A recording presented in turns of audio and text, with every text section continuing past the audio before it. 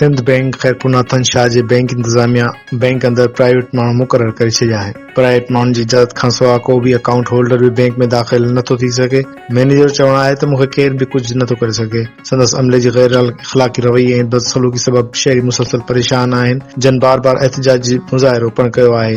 हिननि खे कुझु नथो कयो वञे। संदसि प्राइवेट माण्हुनि पारां ॿोॾि मुतासिर समेत शहरियुनि खे ख़तरनाक नतीजा भोगण जूं धमकियूं मिली रहियूं आहिनि। इंतज़ामिया ख़िलाफ़ मीर मोहम्मद बिरोही, अहमद ख़ान चांडियो, शाह मोहम्मद लांडर ऐं ॿियनि प्रेस क्लब पहुची मैनेजर ऐं संदसि प्राइवेट माण्हुनि ऐं अमले ख़िलाफ़ दाहींदे संदसि बदसलूकी, बदइख़लाक़ी ऐं गैर क़ानूनी रवैयनि जूं शिकायतूं कयूं आहिनि ऐं चयो आहे त मैनेजर जो रवैयो मुसलसल गैर मुनासिब आहे। आम शहरियुनि खे बेजा तंग कयो पियो वञे। परे परे खां ईंदड़ माण्हुनि खे कलाकनि जा कलाक ड्रिगिल लाइननि में बीहारियो वञे थो। बैंक मैनेजर पंहिंजे इख़्तियार इस्तेमाल कंदे प्राइवेट माण्हू बैंक अंदर बीहारे छॾिया आहिनि, जेके बैंक जो कारोबार हलाए रहिया आहिनि ऐं इन वरी एजेंटनि जे ज़रिए माण्हुनि जा खीसा ख़ाली करण जो ठीको खणी वरितो आहे। बैंक अंदर थींदड़ अहिड़ी बदउनवानी इख़्तियारनि जे नाजाइज़ इस्तेमाल सबबि ग़रीब ऐं अबोझ अवाम सख़्तु परेशान आहे। शहरनि मुतालबो कयो त एजेंट माफ़िया जे ज़रिए कयल कारोबारनि जी बाक़ाइदा छंछाण कई वञे। शाख जो कम जे निज़ाम खे फौरी तौर दुरुस्त कयो वञे त जीअं शहरियुनि जी इज़त नफ़्स महफ़ूज़ रहे।